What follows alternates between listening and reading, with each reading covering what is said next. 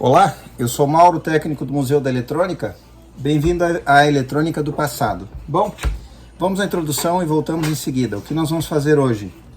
Na bancada, motorrádio RPF M71AC.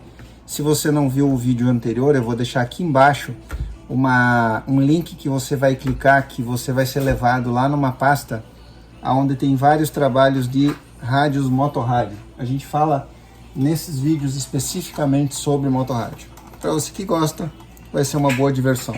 Bom, vamos à introdução e depois nós vamos voltar para falar do que eu comentei no vídeo anterior. Eu dei lá um spoiler, né? Eu anunciei o que eu ia fazer logo em seguida. E é o que a gente vai fazer hoje. Nós vamos aumentar a sensibilidade em AM desse rádio que está na bancada. Vamos lá?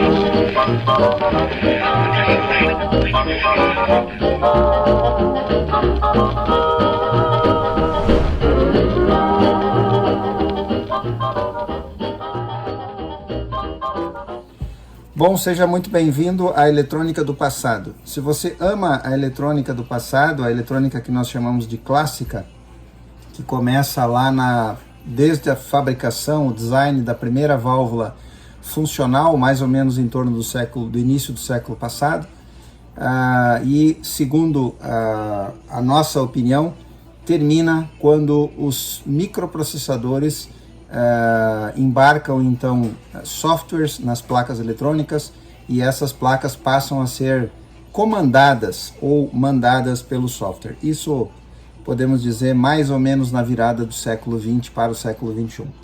Vamos ao que interessa então, como aumentar a sensibilidade desse rádio, desse modelo que a gente apresentou no vídeo anterior, o RPF-M71AC, que segundo as informações que nós concluímos, é o último da série, fabricado pela Motorrádio, um pouco antes da empresa parar suas operações. Então ele se torna um rádio importante pelo seu contexto histórico e também, como eu mostrei no vídeo anterior, a sensibilidade desse rádio é bastante grande. A gente até se surpreendeu porque a gente não tinha testado ainda com instrumentação o FM desse rádio depois de ser calibrado.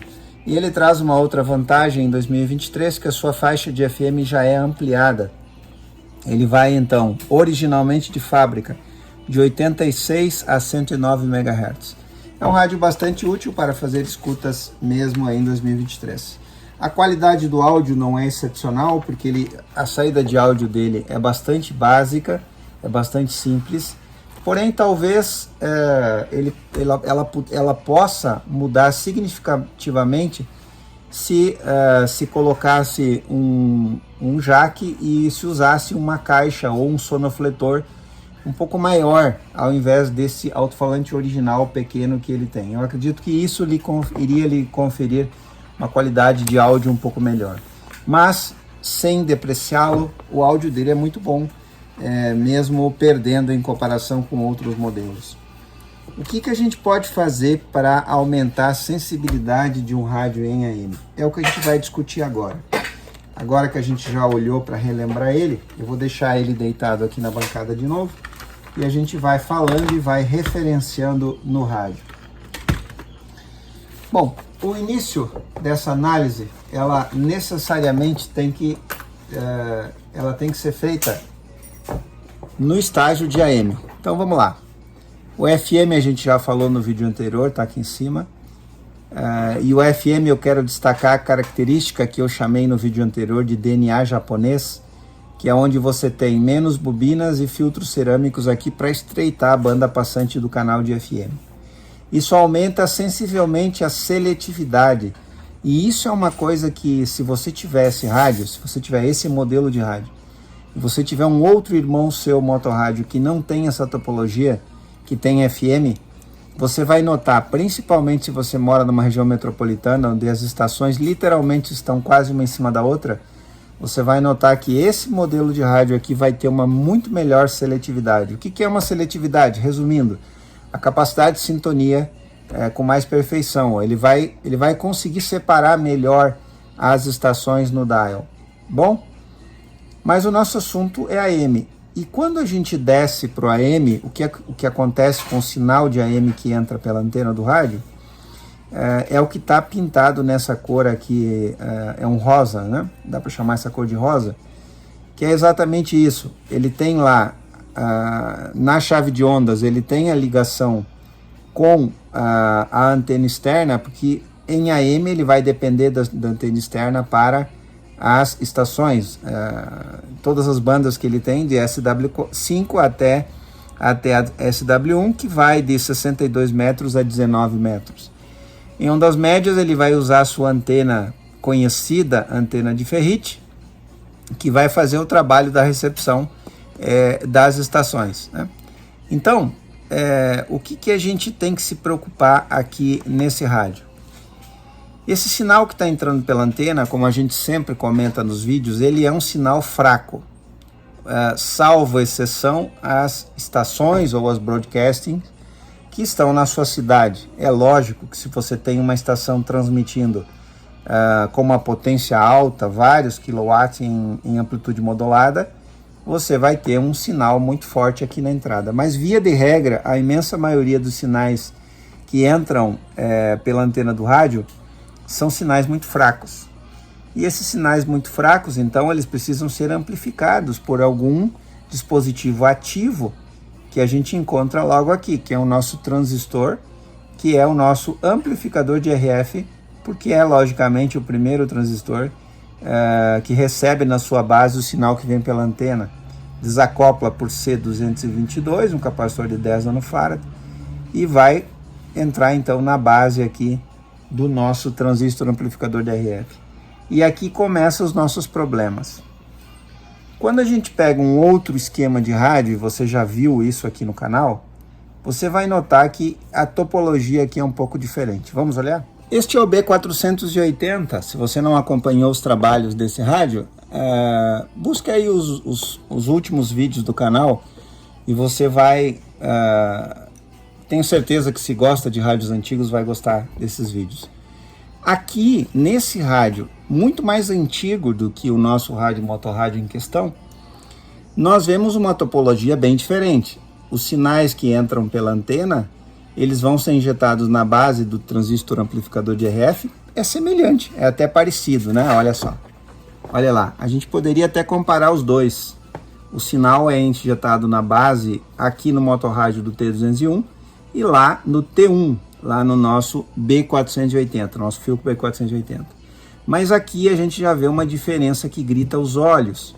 Essa primeira diferença da topologia da eletrônica nós vemos no estágio de RF ou no estágio de sintonia do motorrádio apenas um transistor, enquanto que no B480 nós vemos 3 transistores, T1, T2 e T3.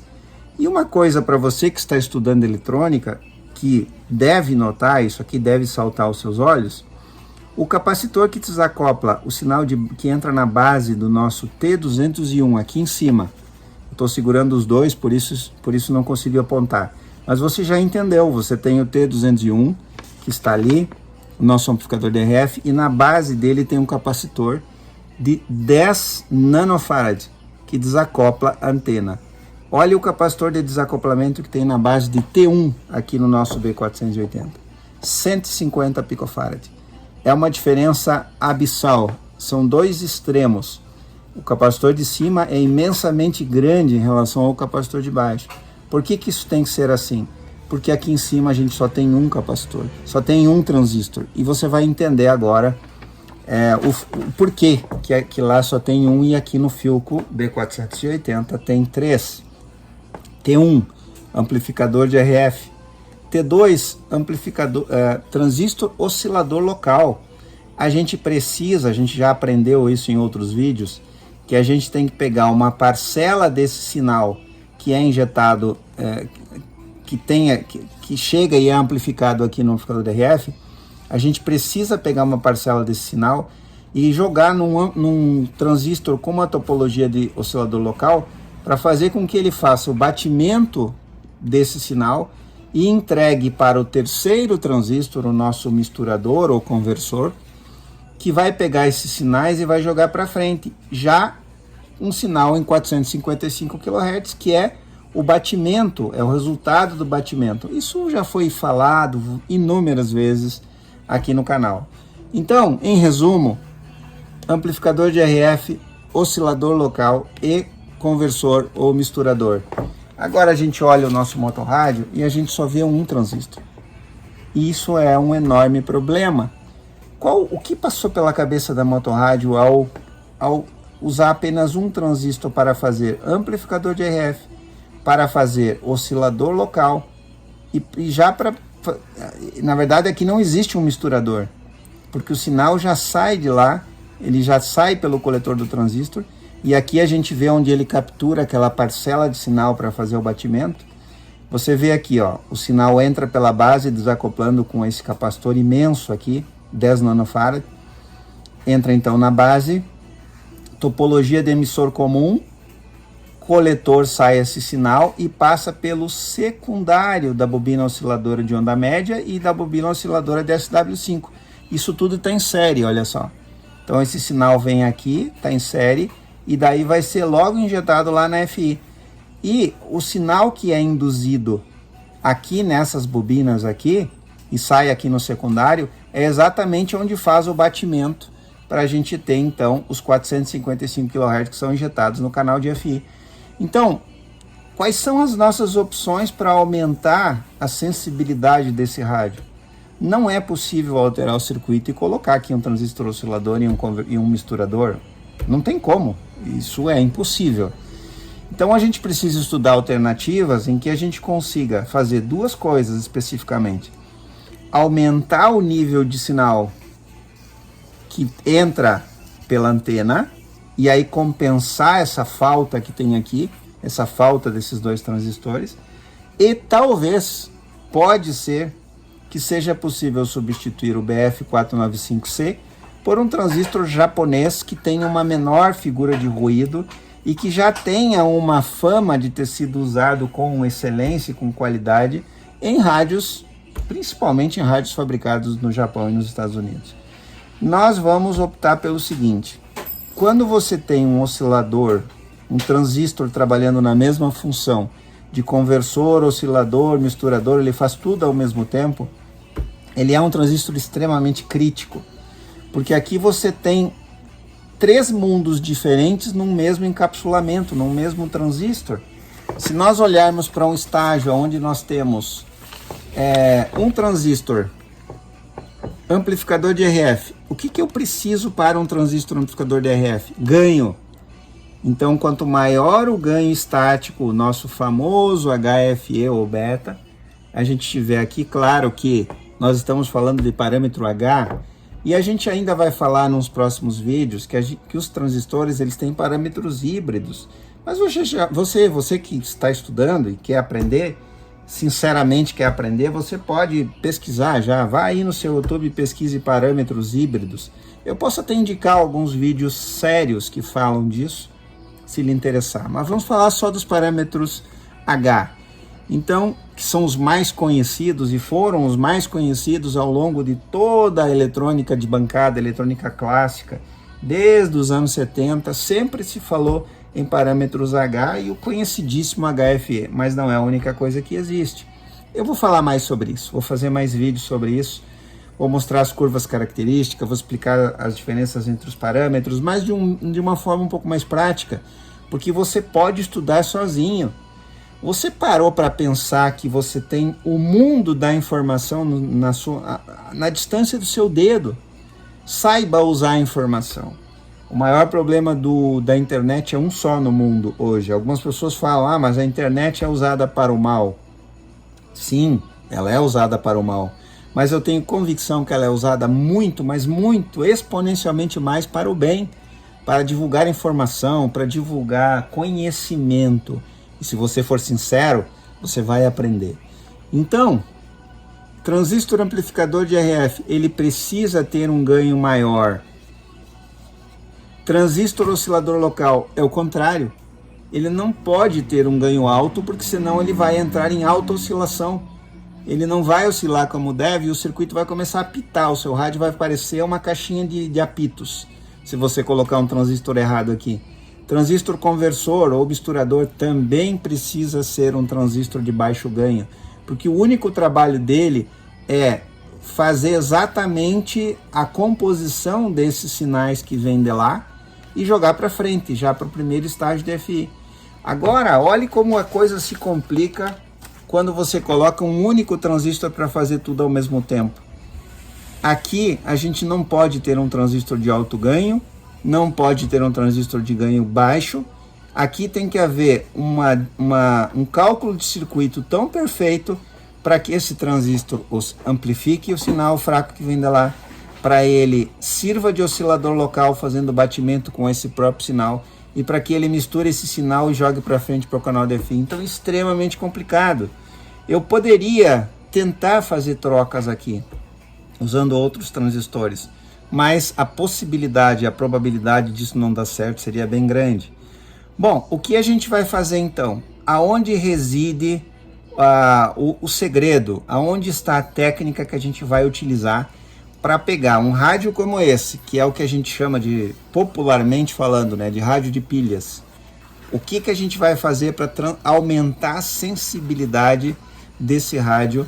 E é o que a gente vai ver no vídeo número 2 dessa série aqui, como aumentar a sensibilidade desse rádio motorrádio.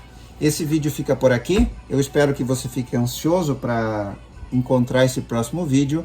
Nos vemos por lá. Obrigado por você assistiu e até o próximo vídeo.